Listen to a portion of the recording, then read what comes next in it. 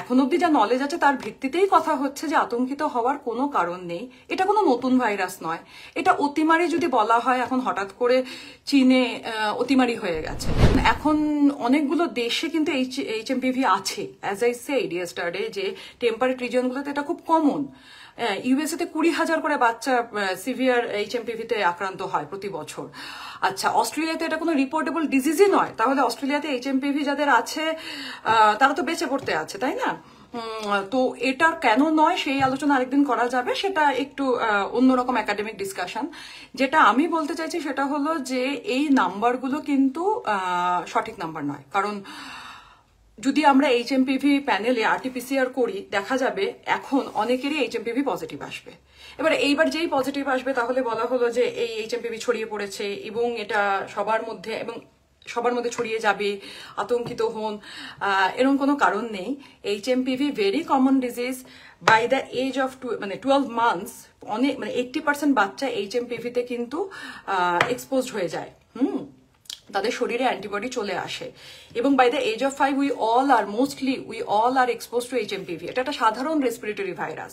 এবার রেসপিরেটরি ভাইরাসগুলো কি হয়, যে আমাদের তো অনেকগুলো রেসপিরেটরি ভাইরাস আছে, সেক্ষেত্রে দেখা যায় যে এক একটা রেসপিরেটরি ভাইরাস একটা প্যাটার্ন আছে। সিজনাল প্যাটার্ন হয়, বাইমোডাল প্যাটার্ন হয়, বাইঅ্যানুয়াল হয়, ট্রাইএনিয়াল হয়। এইচএমপিভি কিন্তু ট্রাইএনিয়াল, মানে হচ্ছে 3 বছরে একবার করে পিক নেয়, সিজনাল পিক নেয়। আর এই শীতকালের শুরুতে বা ধরুন আর্লি স্প্রিং মানে বসন্ত আসার আগে এই সর্দি, কাশি, জ্বর প্রচন্ড বাড়ে, আমরা সবাই জানি, ছোট থেকে হয়েছে। তো এখন যেহেতু আমাদের বিভিন্ন রকম মিডিয়া আছে, বিভিন্ন রকম ইনফরমেশন পাওয়ার সুযোগ আছে, চ্যানেলগুলো অনেক বেড়ে গেছে, তাই আমরা একটা ছোট বাচ্চার হাতে মোবাইল আছে, সেও দেখছে। তো সেইভাবে আমাদের কাছে ইনফরমেশনও বেশি আসছে, এবং অতিরিক্ত ইনফরমেশনের একটা ভার এবং ভর আছে, সেটা নিয়ে আমরা বিপর্যস্ত। এটাই হচ্ছে ব্যাপার, এর বেশি কিছু বলার নেই। এখন নাম্বারটা অ্যাজ আই সেড যে বাড়বে, নাম্বার নিয়ে আতঙ্কিত হওয়ার কোনো কারণ নেই। ভেরি কমন রেসপিরেটরি ডিজিজ, আমাদের অ্যান্টিবডি আছে। শুধু অ্যান্টিবডি আছে বলে যে সতর্ক হব না তা নয়, সতর্কতা নিশ্চয়ই নিতে হবে।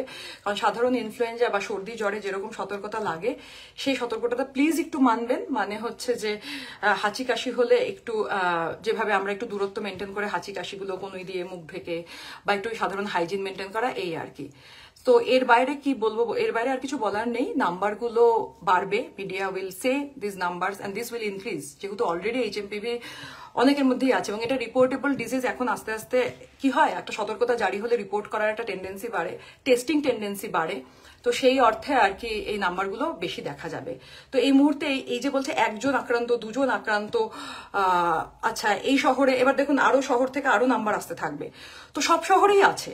এখন যদি একটা রিসার্চ করা যায় না, যে ধরুন 20টা শহর নেওয়া হলো ভারতের, এবং বিভিন্ন ছোটদের এবং 65 বছরের ওপরে যারা আছেন তাদেরকে নিয়ে যে একটা এইচএমপিভি টেস্ট করা হোক, যারা হসপিটালাইজ হয়ে আছেন ইনফ্লুয়েঞ্জা লাইক সিমটমে, তাদের মধ্যে যাদের ব্রঙ্কাইটিস আছে বা সিওপিডি আছে, যদি দেখা যায় অনেকের ক্ষেত্রে এইচএমপিভি কিন্তু পজিটিভ বেরোবে, মানে এটা, বা তাদের অ্যান্টিবডি যদি টেস্ট করে অ্যান্টিবডি পাওয়া যাবে।